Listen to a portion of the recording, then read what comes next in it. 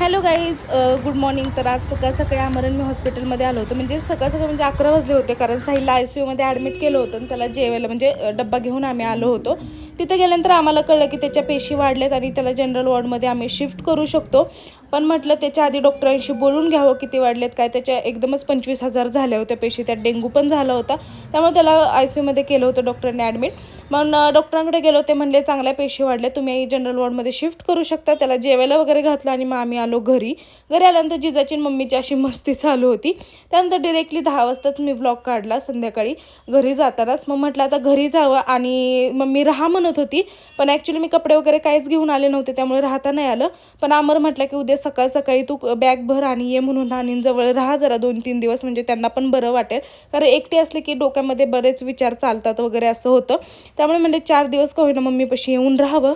आणि मग घरी आलं, जिजा मस्तपैकी झोपली ना, आम्ही पण झोपी गेलो.